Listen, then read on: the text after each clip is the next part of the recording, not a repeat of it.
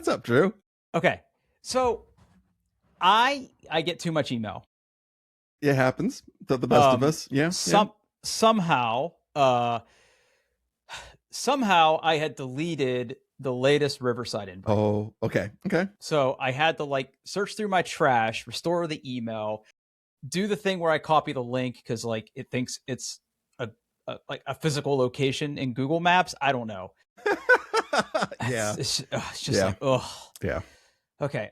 So flabbergasted here. It's been a day. So just bear with me here. I'm still getting everything set up. Okay. Am I recording on the right? You sound good.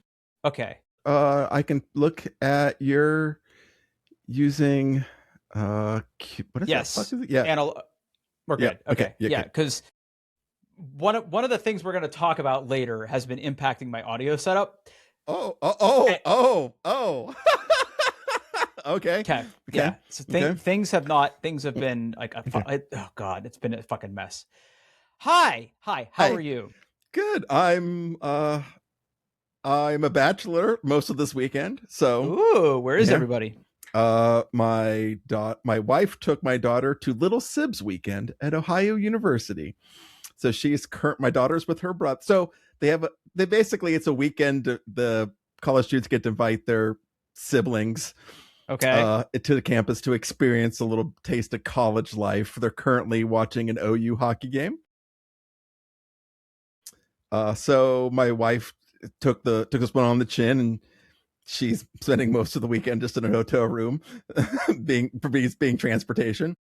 That's what I was going to ask. Like, where did the little Sibs stay? They don't stay in the dorm. They can if they want. But my wife got a hotel pretty close to the university, and okay, that's fun. Yeah, that's fun. Yeah. You didn't want to go watch OU hockey? You like hockey? I wasn't invited, Drew.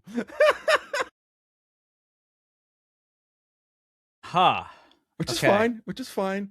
Honestly, it's fine because like they left pretty much like right after school, and I still had work to deal with and stuff, so they would have to wait on me, and it's fine.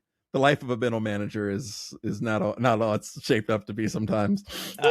Listen, buddy, I would love to tell you details about my week, but it's not for podcast distribution. It has been a week here for me. Okay. All right, we're gonna kick things off here. Mm-hmm. I have some updates that I want to bring back to the podcast. Okay. All right, so the first one is I've been having a lot of fun with Meshtastic. I haven't put mine. I had to order a USB cable long enough to put it where I wanted and connect it to my Mac Mini. I have that, so I will be doing that this weekend instead of last weekend like I wanted. But yeah. So what I've been doing is I've been driving around with mine. Okay. And I have been discovering a ton of nodes. Okay.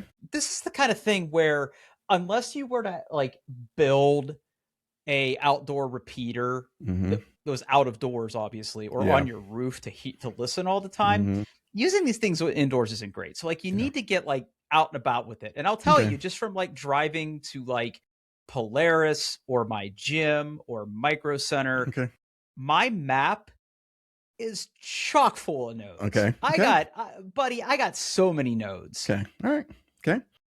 So what's interesting about that is that means that those nodes also know about me. So when they're relaying messages, I'm like on the list. I get forwarded messages. Okay. My shit's relaying, my shit's listening. So I'm laying on the couch the other night. So you've been to my home. My couch is kind of like in my living room, my big open floor plan. And one of my Meshtastic receivers was sitting on the kitchen counter, not near a window, just kind of sitting on the kitchen counter. And all of a sudden it started going off. I'm like, oh, I have mail. I have literal mail. So I opened up my Meshtastic app, and it was somebody who was saying that they were communicating with nodes from an airplane. Wild. Yeah. Wild. Like, hello from like 30,000 feet or something. And he sent it to like, well, I shouldn't say he, they sent it to the general channel. So it went to like everybody. A lot of people mute the general, but I kind of leave it open just because, I'm lonely. So that was really interesting. Yeah, I'm discovering a ton of nodes. My mesh map hasn't extended past Grove City to Commercial Point yet. So Okay. our nodes haven't Found each other touched. yet. Yeah, we Okay. haven't touched. But I bet you we will. I bet you we will at some point if you start driving around. Yeah. So that was pretty cool. I also want to come back and talk about my home heating drama. I would love an update on this, Drew. So now that it's warmed up a bit, it's still pretty cold. My furnace is running less, but still running a lot. Okay. I have placed a few calls to some insulation companies, and by and large, they all sort of say the same thing, like seal your crawl space, add more insulation to your attic, whatever. But I was able to get a hold of one company, and I'm not going to give the name of the company yet because we're still working through some stuff. And if I decide to go this route, I will share it, good or bad. Okay. But this gentleman came from this particular company, and he is an actual energy auditor. Oh. Now, back in the day, Columbia Gas and AEP used to offer free energy audits. They would come to your house with a thermal camera and like climb around your crawl spaces, climb in your attic, look around, make recommendations, give you tips, stuff like that. But this guy does that. Okay. So he came to my home and he had a much more expensive thermal camera than I bought. I bet. Yeah. It's for his work. And he spent about 2 hours in my home this week. Wow. He was very thorough. Okay. So here's the situation. There's a lot that's wrong with my house. I'm not surprised. Now, I have to say this up front because I don't want people to think that I'm naive, but this guy's from a company who does a service. Yeah. Of course, he's going to find things. Yeah. Right. Okay. Hear me out. Okay. So the first place he took a look was in my basement, and he's looking around my crawl spaces and things, and he goes, okay, so here's the deal. We can absolutely, wow, what is this?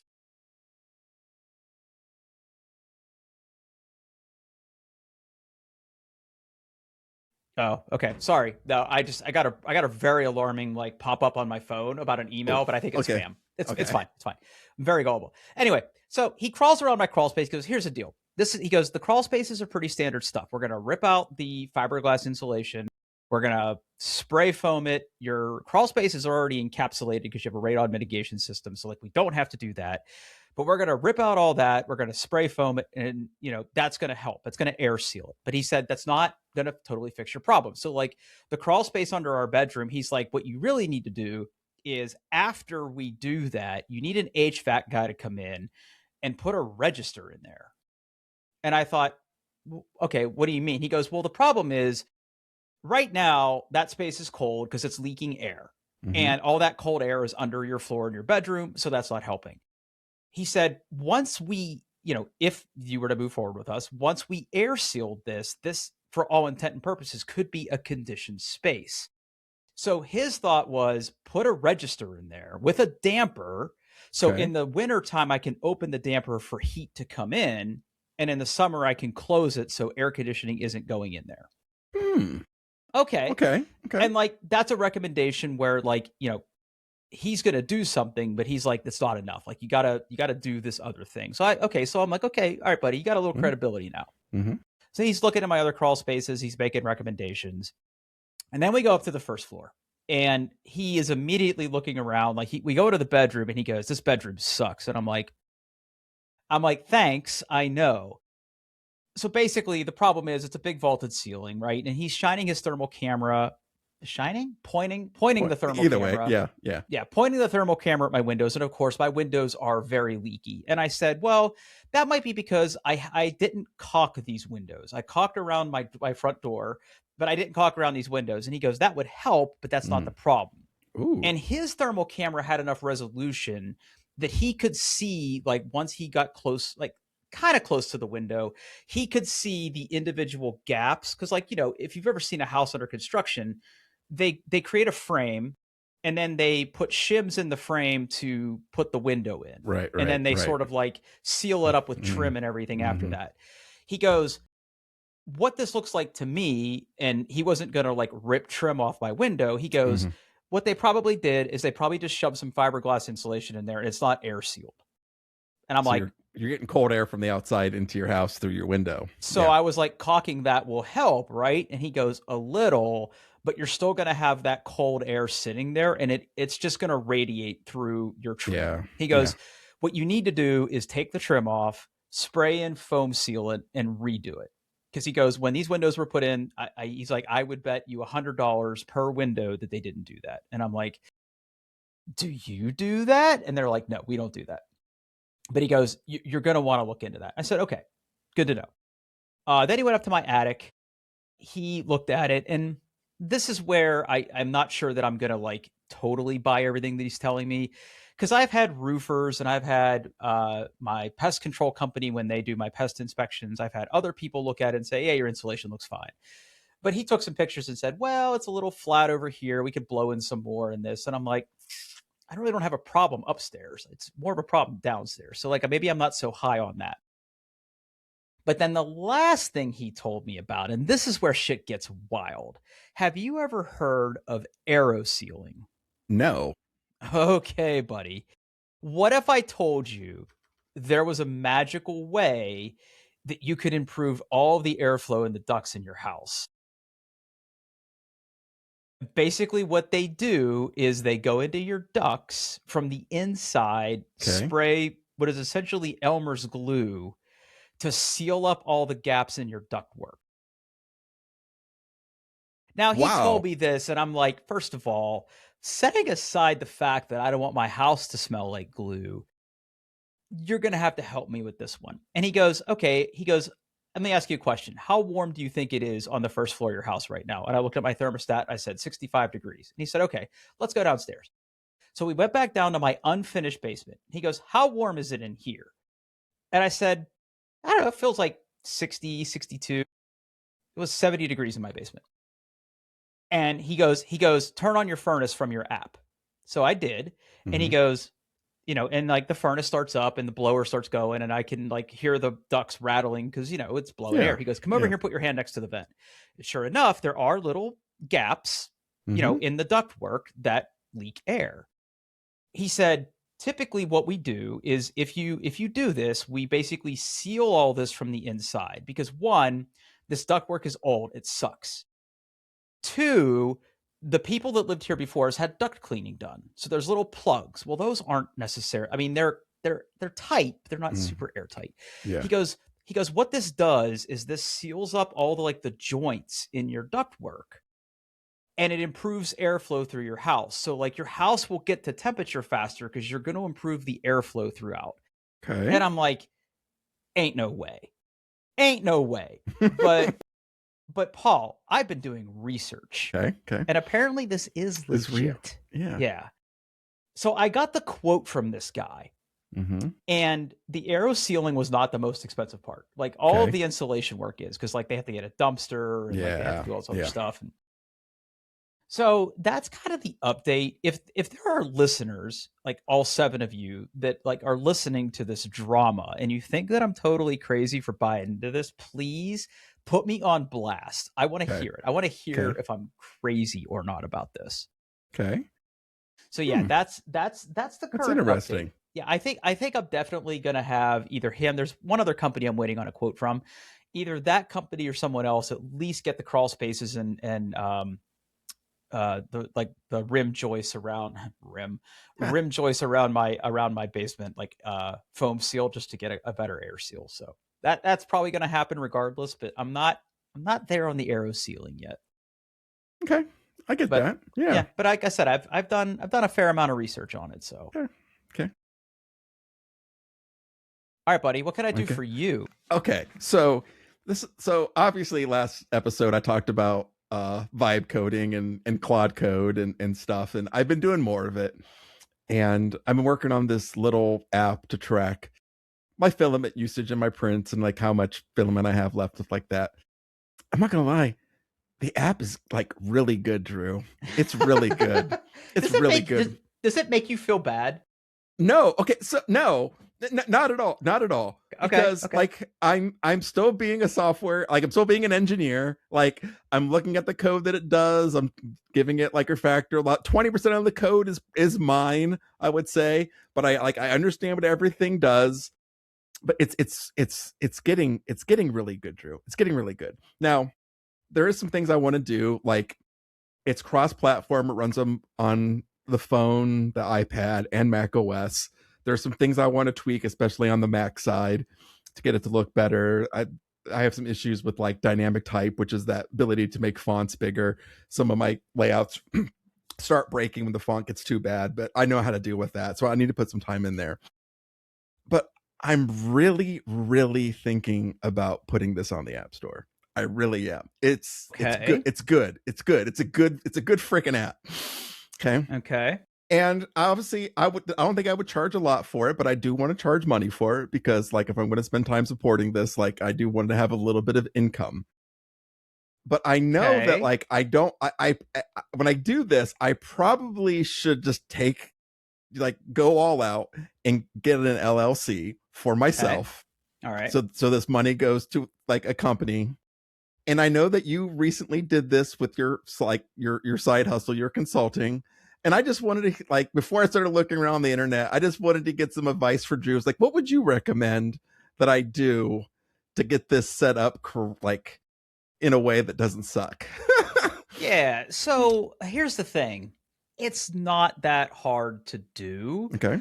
And there's a couple different paths to getting it done. Like if you want like a total hands off, no muss, no fuss type thing, I would tell you use a legal service like LegalZoom. They Okay. basically have templates that's like a mail merge for your information Okay. that will basically take care of creating your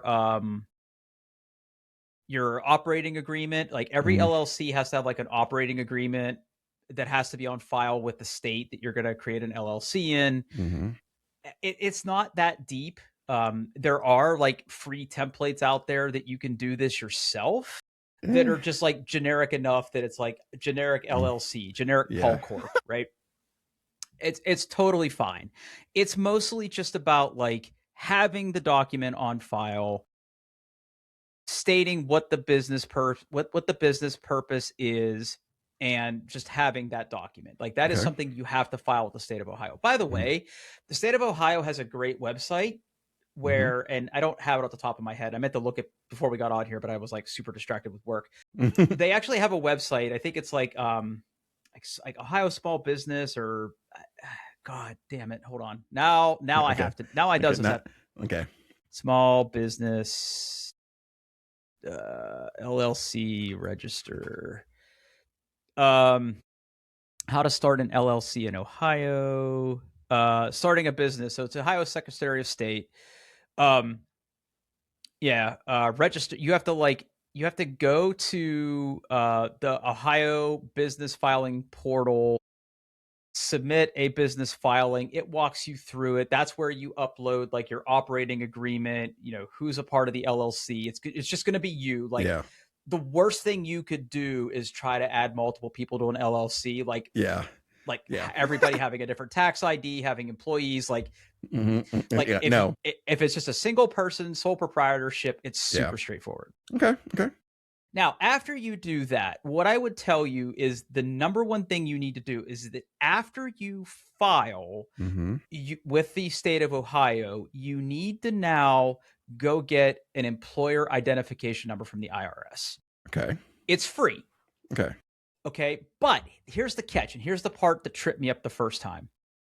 When you do it, you need to make sure that when you file the EIN request, it has to match letter for letter, space for space, punctuation for punctuation, what you're filing with your operating agreement. So like if your company name has the word LLC in it, Put that in the it yeah. has to be in your thing. And then once you file that, you will get a EIN number and it's pretty automated. Like I think I got mine back pretty quick. And like that EIN number is basically if somebody requests like, how do I pay you? What's your EIN or your TID or whatever? Like, this is how you abstract away Paul Baylor. Yeah. Okay. And you have an entity that's recognized by the federal government as like needing to pay taxes. Okay. Now, there's this whole concept, and I'm not going to bore everybody on the podcast about this, but if you follow all these rules, there's this concept of what they call piercing the veil legally. So let's say that your app somehow causes somebody some harm. Right. Okay. As a sole member LLC, there's a level of protection there that if somebody were to come after you legally, all they could really get is any money that's tied to your LLC. So if you're making money, right, and we'll get to that part in a minute, you're sort of protected from damages. Not a lawyer, Right. But there's a limited liability. Like that's what the LL means. Right. Yeah. That's what the LL means. Yeah. For protecting you so that, someone could come after you for $1 million. Oh, well, I made $280 off my app. So good luck. Good luck. Exactly. Yeah. But if you're not careful and you don't do this right, they can pierce that level and come after you. Okay. Now, as somebody who's going to use this to get paid on an app, I think the risks are pretty low. Now, as somebody who does business consulting, I am very careful about how I structure my consulting agreements because, like, I'm never going to give a company code. I don't want that. I don't ever want to go hands on keyboard. Right. Yeah. Leave no footprints. I'm just giving advice. You choose to follow it. You're on your own. Okay. Right. So like, that's the whole idea. So after you get your EIN, the next thing you want to do is get a business checking account. Right. Okay. Yep. I use US Bank because they don't charge you anything for their basic business checking. Okay. So I would have loved to have used Chase because I'm in the Chase ecosystem, but there's like fees and minimum deposit, like minimum balances and shit. Yeah. US Banks was pretty straightforward. Okay. After you get a bank account and you have an EIN, that means you'll be able to have a debit card. So if you ever need to take money out of that or pay for something on that account, that's how you do it. Okay. You can also apply for a business credit card once you get that far. Fancy. So now that LLC part does not protect you from collections agencies. So like you can't run up a bunch of credit and hope to not pay. Right. Yeah. Well, I wouldn't do that anyway. I'm not. Yeah. But yeah. But like now here's where this gets fun. Okay. So let's say you do all of that, and I know I'm painting this in very broad strokes, but just if broad strokes is what I need. Yeah. Yeah. But once you do all that, like once you establish that base, now you can start paying for things like Claude Code with my business. Yeah. And with your business. That's a business expense. And it's a business expense because at the end of the tax year, and not a lawyer, not a CPA, not a lawyer, not a CPA. Yeah. At the end of the tax year, what you need to provide is a P&L sheet. How much money did I make? How much money did I spend? And if let's say you make $1,000, but you're paying $200 a year for Claude. Your tax liability, give or take, is like $800. Now, it's not a 1-for-1. There's limits, but the thing is, like, the money you make from your app, Apple's not going to take out a tax. Yeah, you're on the hook for that. So you need a way to know, like, how much money did my app make, aka how much money did my LLC make, right? And then when you're filing your taxes, and I tried to do this with TurboTax. I didn't feel comfortable. I went and paid. Like, I have a CPA that does my taxes now. He figures it out. Like, I basically go to my accounting software and I basically print out every sales invoice that I have, when they paid, and anytime I buy something. And again, this is where like accounting software can help you. If you tie that to your bank account, you basically reconcile your deposits with your withdrawals. So if I pay a credit card, or I go to Micro Center and I have to buy a new monitor and I use my debit card, it tracks all that. So I print out a nice sheet and say, here's what I made, here's what I spent, figure it out. And then that reduces your tax liability for the money you make. Now, the other nice thing you can do too is you can totally take personal draws. So let's say you make $10,000 from your app and you're like, I want a new gaming thing. Right. You can I can pay totally, myself. yeah, you could pay yourself, right? Yeah. Like you can withdraw that money, you could transfer it via, wire transfer from your business account to your personal account, and it can go the other way too. It's a little harder to explain to your accountant like why you put personal money into the LLC, but all you have to say is like, hey, I needed an influx of cash because, sales were low or whatever. So that's the kind of stuff where it gets super beneficial. So I would say, search for the Ohio Secretary of State, starting a business. Then you will go to the Ohio business filings. Go online. If you want a copy of my business agreement as a reference, like that's fine. I can give that to you. It's not that deep. Yeah. And then once you're on file and you have like your registration number, then you go get your EIN. Once you get that far, you could stop technically, but I would use that to then turn around and go get like a business checking account at least. Yeah, I think that's exactly what I'd want to do. It's just that way. Yeah. And then that's the account. And I don't know how it works, like from an app dev perspective, like tell Apple to send my money there. Yeah. From what I've looked for, like turning a personal account into like a business account is damn near impossible. So it'd probably just be like registering a new Apple ID, paying for the $99 per like maybe like infuse this LLC with a little bit of cash to get it going, purchase that from there, and then I'm off to the races. But one more thing. This is new. Once you have your LLC on file with the state of Ohio, you need to you must submit a FinCEN report. Okay. Now, this was one of those things where you had to do it, and then the government said no, and then the government said, okay, go do it, and then people sued, and then you didn't have to do it. I don't know what the current status is, but basically, like, it's pretty easy to do some really shady shit with an LLC, especially if you're a foreign government or you're a foreign, drug cartel person. So if you go to fincen.gov, you have to like basically say like, here are the beneficiaries of my LLC, because it's very easy to like hide large money transfers between people who are beneficiaries. Again, not a lawyer, but listen, people bemoan the fact that you have to do it because like, America and, leave me alone. Right. I don't want to fuck with it. You only have to do it once. I think it lasts forever, or it has like a really long expiration date. Make sure you do that too. I almost forgot about that.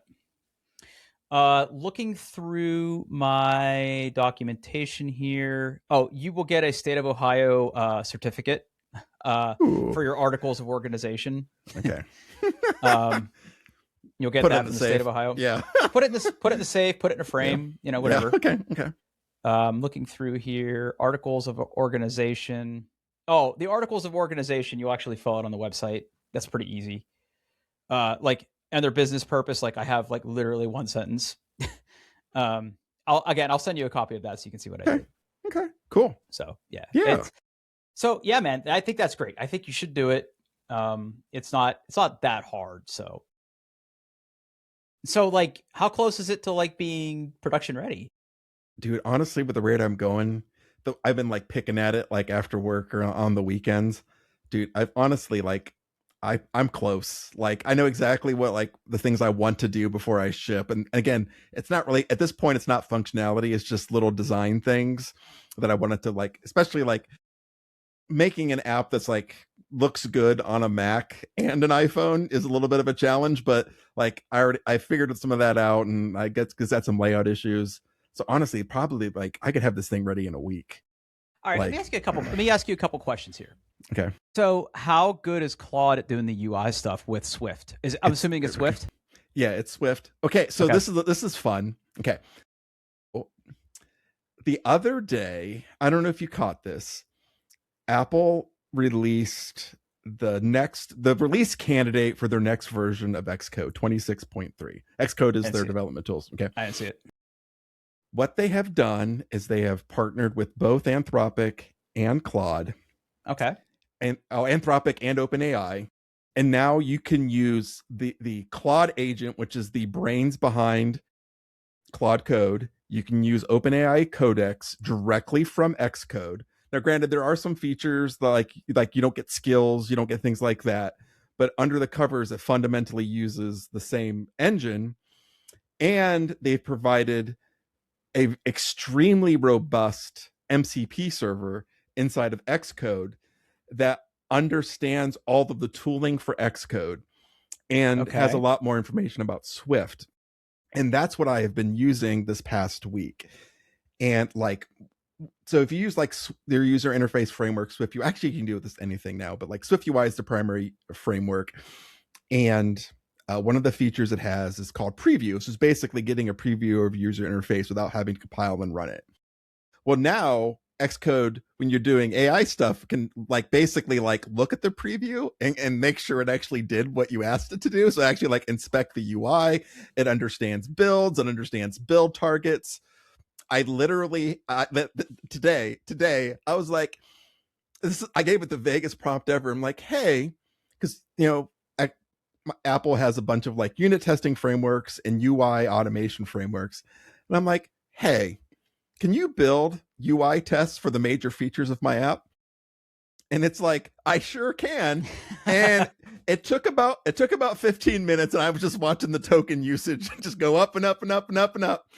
But like, there's a couple tests that don't pass, and I understand why. But like, it did an entire set of UI automation tests for my application in like 15 minutes. It's If you're a developer and you're not doing this shit today, you are an idiot. Like, it's one thing for someone with no experience to make an app and then have to deal with problems. But like, if you're looking at the code it generates, if you're like one of the things I've learned is like, hey, like when it does something you don't like, because like Claude uses like that claude.md file, I will give it an instruction and I'll be like, oh, and hey, update the claude.md file so you remember to do this in the future. And it works. It's the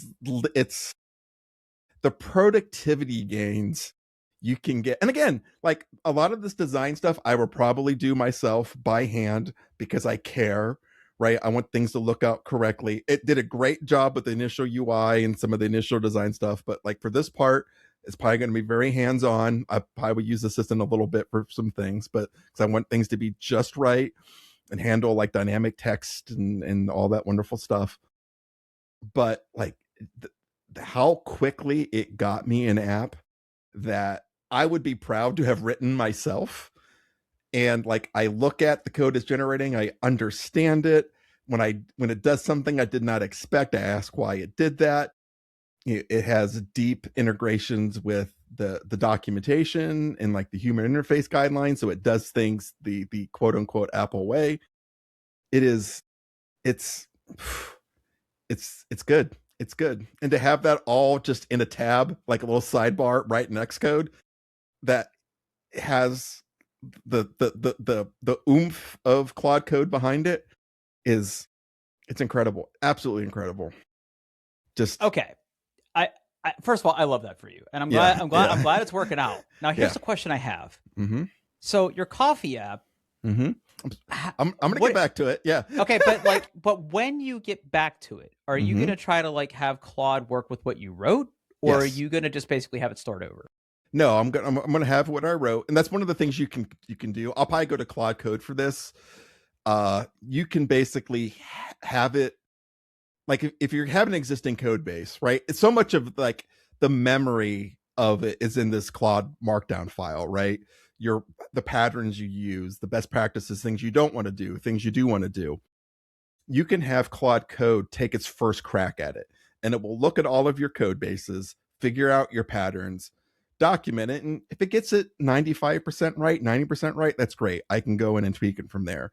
So that's one of the things I want to do as well, is just kind of point Claude at it, like and then I can start asking it to add features and do it in the way that I did it. Because like with my filament app, I don't have like it's a lot simpler. I'm using a lot of like the rapid development tools, right? There's not a lot of layers of extraction.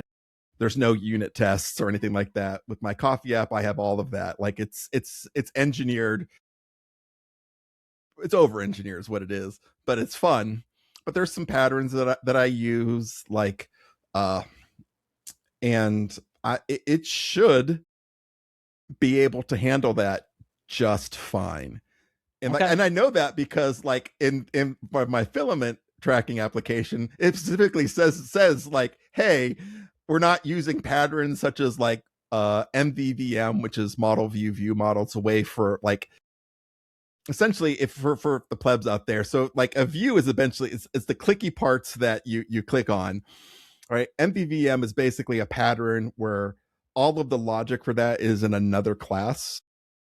So like, the view just is really dumb, and it's just responding to changes or things on that view model, And then passing it to the model. Yeah. yeah, and it makes it a lot more unit testable. And like in the Claudette MD, that for my filament app, one of the things it realized, like, hey, yeah, we're not doing that.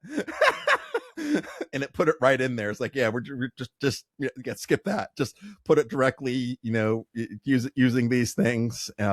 So I'm pretty confident that it should do a pretty good job with that. So Interesting. yeah, it's man, like, it. I'm honestly surprised how good things have gotten so quickly, so recently. Like, I can't imagine. Yeah, it's a fast moving space. yeah, like, it really feels like remember, like, when you like figured out Google and you got really good at Google. Yeah. And you were able to like pull information that people just didn't know. Like, it feels like that. Like, I don't ever foresee ever writing any kind of code again without one of these like agentic coding assistants by my side. It's yeah, it's amazing. It's amazing. And it's funny, like, I've noticed, like, the way I talk to it like a manager, Drew. Like, why wouldn't you? Yeah, like, I don't tell it how to do things. I just tell it what I want. And then like I never, it's always, I maybe this is bad, but like, I almost always like ask it questions like I don't like, hey, I have this idea. Can you do this? Question mark. No, And it's you, like, you, yeah, you it's have like, to be intentional. Yeah. yeah, and it's like, yeah, I absolutely can. Let me take care of that for you. Yeah, it's incredible. It's incredible. Brave new world. Brave new world. Yeah. Yeah. Well, I'm happy for you, man. I can't wait to see the filament app. Yeah, yeah. I need to get back into 3D printing, and I could be your first customer. Yeah, I mean, at some point, I'll probably get a test flight out there, and I can send you the test flight link. And yeah, okay. I gotta figure how to monetize it. That's the other thing I have to do. That'll probably take another week. I have some ideas.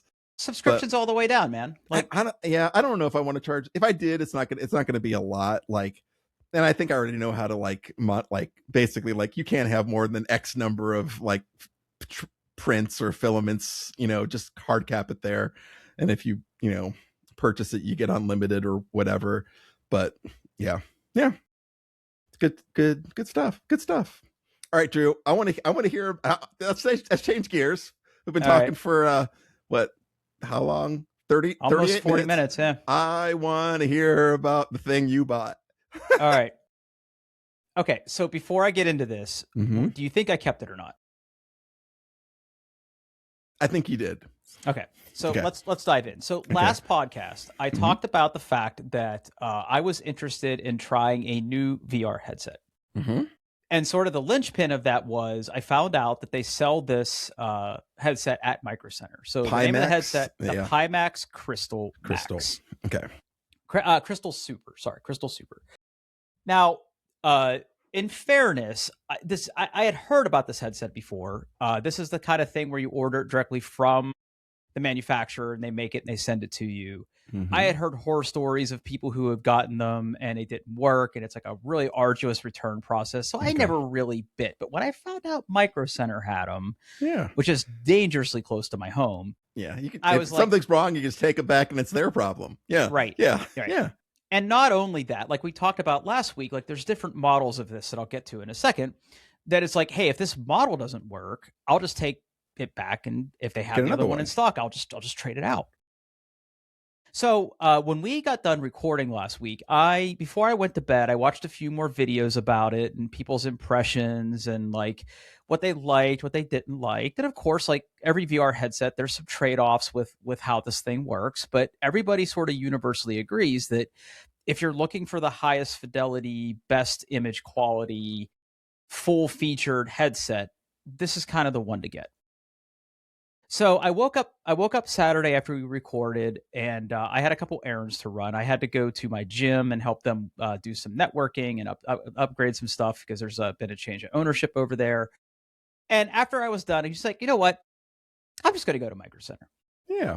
So I went to Micro Center, and they were busy as hell. And it's interesting because we talked about this a couple episodes ago too. Like the cost of computer components is up, and Yeah. um, listen, I know some people don't like salespeople who work on commission, but I genuinely think that the salespeople who work at Micro Center are pretty fucking knowledgeable. Yeah. And The dude that helped me buy my 3D printer was great.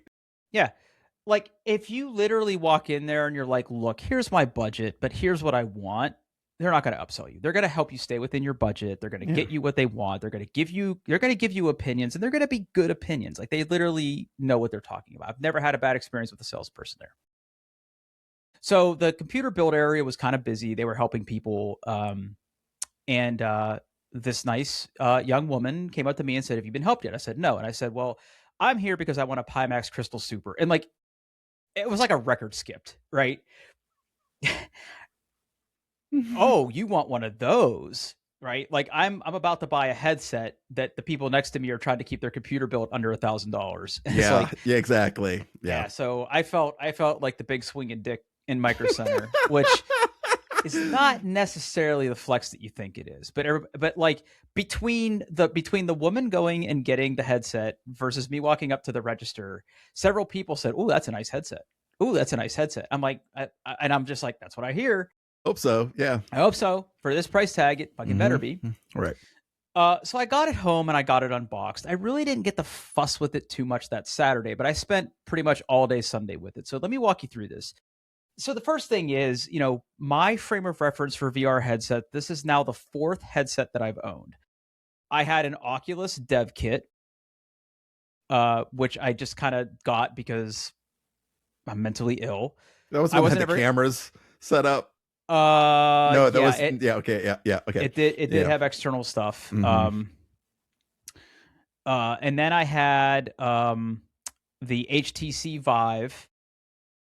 And then I had a regular Oculus. Actually, this is my 5th headset. I have a regular Oculus after that. And then I had the Meta Quest 2, and now I have the Pimax. So I've grown with VR. My use of VR is primary seated experiences. The days of me like swinging controllers around and shooting guns or swinging swords, like I'm not there for that. Like I want simulation experiences. I love playing games like Elite Dangerous, DCS, Flight Simulator. Like I think that playing those in VR is amazing. Okay. So the first thing you have to understand is this headset is big. It's much bigger. It's a much bigger form factor than like the Meta Quest 2. Like the Meta Quest 2 is pretty compact. It's light. I would say that part of the problem is because Meta wanted to keep it so small. One of my primary complaints about the Meta Quest 2 was like when you were wearing it, there were gaps that you couldn't eliminate, like here or here. So like it let light in.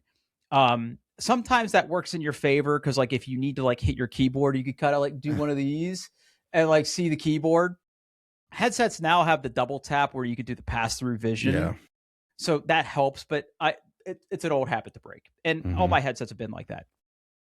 The Pimax is big, and the foam that sits here completely covers your face. Okay. Now, it's big, but I wouldn't call it bulky. It's not that much heavier than the Meta Quest 2. Okay. I would say that for extended periods of time, it's more comfortable. Like I have done several 2 or 2.5, 3-hour sessions in it.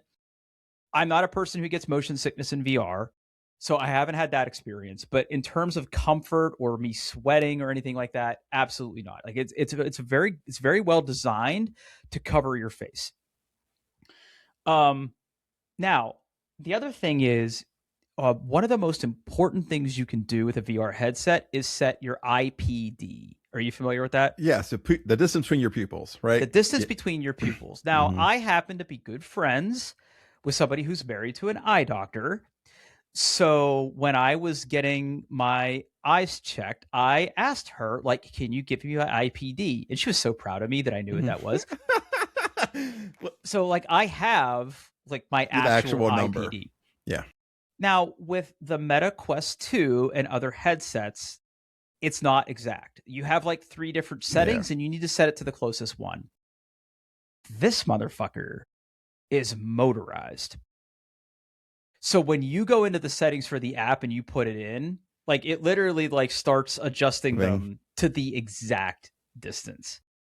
Now this might be placebo, but I've noticed that, I never got eye strain or headaches, Mhm. but for It's the other better. features I'm going to talk about, it's noticeably different. I'm sure it's more comfortable to wear too for long periods of time because things are Yes. more in focus. Like, Yes. yeah. Yep. Now the headset itself has speakers. We're going to come back to that later. And the other nice thing about it too that keeps it snug, because again, when you're playing a game and you're like looking around, you don't want the headset to shift because then things get out of focus. You got to stop. You got to readjust. This thing has like a head strap, and on the back there's like a dial. It's almost like a garden hose spigot. So like when you put it on and it's like in place, you kind of like ratchet it in there, and it really keeps it snug. So like when I'm looking around, it's not shifting on my head. Now I'm not whipping my head around at Yeah. massive rates, but it keeps it nice and snug. So the points there. So in terms of fit, finish, comfort, everything's good. It came with 2 controllers. I haven't even put batteries in them because I don't even use them. So that was all good. So let's talk about setup. So this obviously has software like everything else does. And I would say that we'll talk more about the software later, but setup was pretty easy. Now, the one thing I will say is that unlike other headsets like the Meta Quest 2, you have to plug in 3 cords to this. Okay. So the first one is USB. Yeah. Makes Now, sense. anything you change in the app that needs to push settings to the headset Mhm. is pushed through the USB. It actually connects to a display for the actual display that it's powered in the headset. It actually connects to DisplayPort on your video card. So unlike the Meta Quest 2, which is just like connected and the software and Yeah. the VR like runtime pushes an image to it, Mhm. this is actually coming straight off your graphics card. Now this headset has basically 4K per eye, so it's crazy high resolution. And then it also takes external power. It is not powered over USB. Oh, okay. Now, I will say that again, kudos to these guys. The cord that comes off of it is long as fuck. So, like, I can be sitting here, my computer's all the way over there. I have like no problem whatsoever with the cord reaching. So basically, the cord comes off the headset. The display port cable is built into that. The USB plug, there's like a USB plug that goes from like female to female USB, and then there is like a barrel adapter for the DC power adapter. So like it's not like 3 cords go into the headset; it's 1 cord, but it's all Breaks 3 of those out. things. Yeah. Okay. Yep. So once you get the software installed, it gets detected by Windows. There was a little, but one of the things that you really got to be careful of with this, because it's so high resolution, is the individual settings matter for performance. So it being so high resolution, I don't have a god tier PC right now. Like I don't have a 5090, I don't have the latest processor, but I still have a 4090. Got a Yeah. decent amount of RAM, I got a pretty decent processor. When I first plugged it in and tried to use it, it was chugging. It Chugging. was chugging. Yeah. I mean, it's basically a 4K monitor per eye. And I game Yeah. in 4K without problems. But Trying to run that's 2 displays. that's Yeah. trying to run 2 full 4K displays in each of your eye. Like that's tough. And again, credit where credit's due. Like I knew this going in. I watched plenty of reviews. Like people even with 5090s can't drive both of these things at full resolution. So in terms of getting it set up, in terms of the comfort, in terms of just how it looks, it does have like an LED that lights up in the front. You can turn that off. It's got cameras for sensors for the tracking and everything. But now I want to talk about what it's actually like to use. Okay. Okay. It's incredible. Is it? It's incredible. So, in DCS, when you're playing it, like every little switch has a label. And like when I was playing in the Quest 2, if I wanted to actually read what that said, I'd have to kind of lean in. Mm-hmm. I have to do that. Text is clear. Text is fucking clear. Okay. And this also has eye tracking. Yeah. Which is freaky as fuck. So one of the things you have to do, and I didn't do this at first, but once I sort of tested it to make sure that it worked, I set up eye tracking. So like you put on the headset and you get it all adjusted. You have to set your IPD correctly. And then it's literally like, okay, follow the target. So it puts a little dot and you got to like watch it go up, watch it go down. And it's like recording your eye movement. And then the background changes from black to white, it does it again. And if the calibration was successful, it tells you. And if it's not, it tells you like, don't move your head, only move your eyes, because it knows if you move your head. Oh, okay. Okay. So once I got that set up, you could turn on what is the killer feature of this. And this is something that I think the new Valve headset's going to do. And it's called dynamic foveated rendering. Yeah, the PSVR 2 does that as well, and the Vision Pro. Yeah. Yep. Yeah. So what this means is the actual resolution coming into the headset is low, which greatly increases the frame rate. But because it knows where you're looking, that is rendered at full resolution. Yes. Yes. Now it's trippy. Yeah. It's trippy at first because like I was doing some tutorial missions and it's like there's like a text box up here where I'm looking straight ahead. And because of where my eye is and it's in the field of view, half of the text is readable and half of it is blurry. Okay. Yeah. So that now there's sliders. You can set the quality of the foveated rendering to where like it's still perceptible, but not as much. So you can make that like the area that that renders at full resolution a little bigger.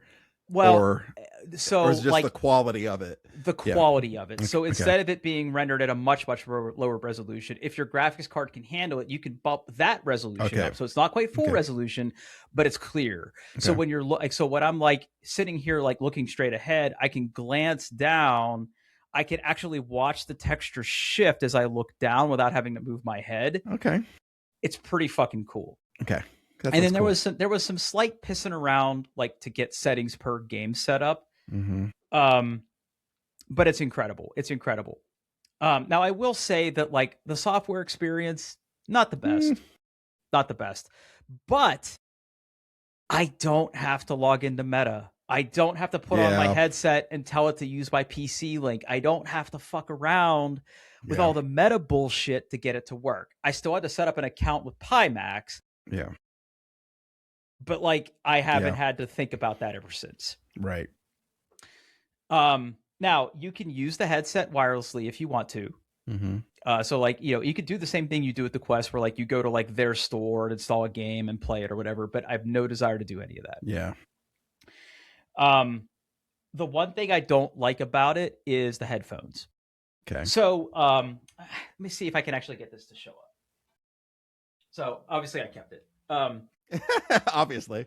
Yep. So these little nubs right here are the headphones. Okay. Are they terrible? Yeah, they're pretty bad. What I like to do is I like to wear my headphones while I do this. You can't. Like there's no way to get this headphone strap because they're too big. Yeah. Now, like when you put this on, like this is the side profile. Like my head's here. Yeah. My ears are here. So these are just kind of like projecting sound at your ear, but they're still in the way. Yeah. You can't move them around, right? Now, interestingly enough, Pimax sells upgraded headphones for this. I don't want to buy them, but they give you instructions about how to remove this. So you can take them off. I can take them off, but if I do without putting something back on it, it's just like an exposed speaker. Now, I can turn the speaker off, but it's just like exposed electronics. Yeah, okay. So what I've been doing for now is I have been listening through these because like the sound quality being in a cockpit on an airplane, like it's not what you're there for. Yeah. Yeah, I'm not playing Tarkov where I need like to hear full 3D sound around me. all I hear is engine rumble and things beeping at me that I'm about to die. So Yeah. it's not that big of a deal. Okay. But yeah, it's pretty fucking incredible, if I'm being honest with you. It really, really is. That's It awesome. is quite special. So was it worth the investment? Right now, I'd say yes. I've been spending a lot of time in it. Now, my time with VR is usually cyclical. Like I'll be super into it for like a month and then I'll kind of put it away and then I'll come back to it. This has obviously spending that amount of money has made me want to play more VR, which is a good thing. Yeah. So I've been fucking around with it. You know, I've been like really spending time with my controls and practicing. I would say the number one thing I don't like about it though is I like to stream while I play a game. Here's the problem. When you mirror what's being sent through VR and you're using foveated rendering, it's sending the shit image to the stream. Yeah. So anybody watching me on stream, it looks like blurry colors.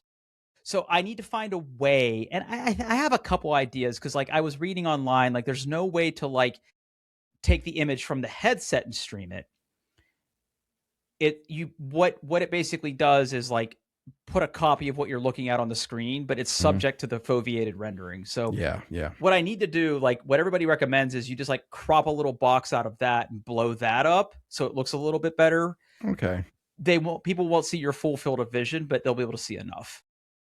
That makes sense. Yeah, so that part is kind of a bummer. I didn't have that problem with the Quest 2 because I could just render it at full resolution, but I don't do that here. So that's kind of the only bummer. Okay. Now, if I record and play it back, it's in full resolution. Okay. Now, has this made you want to put more money into your PC? No. Good. Okay, good. Good for you. I don't think a 5090 fixes the problem. Okay. I think that to really use this thing with the games that I want to play, I have to use those settings. I don't think that like, I'm in the market for new computer equipment, but not for my gaming PC. Okay. I really want to invest more in like my Linux machine and put like an actual like really powerful GPU in it for AI stuff. Okay. But that like that is so fucking expensive. Especially now. Well, especially now, right? Interestingly enough, like Micro Center has been selling like the workstation AI cards. Those haven't gone up in price. But they are selling out and I don't think they're getting any more. So that's the problem. They haven't gone up in price, but they're probably not going to get any more. All those are going to data centers and not to Micro Center. Yeah, these aren't like the server ones. Like these aren't the H100s.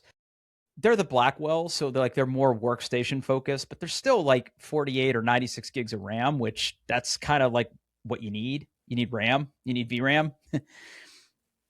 So, and they don't take, I mean, I could probably plug one into my existing machine without having to get a bigger power supply because like they don't draw as much as like a gaming one, but they still draw a lot. So anyway, so I ended up keeping it. Probably gonna keep playing it. If you are the kind of person that wants to watch me get blown up in games, like definitely follow me on Twitch. But Pitferg on Twitch, right? Pitferg on Twitch, PITTFURG. All right, so I have to go to a work call. Okay. Yeah, so let's wrap this up. We'll keep this short. Doingthebest.com. You can find all the links, all the show notes. We're on YouTube. Watch our videos there. And hey, thanks for listening. All right, bye.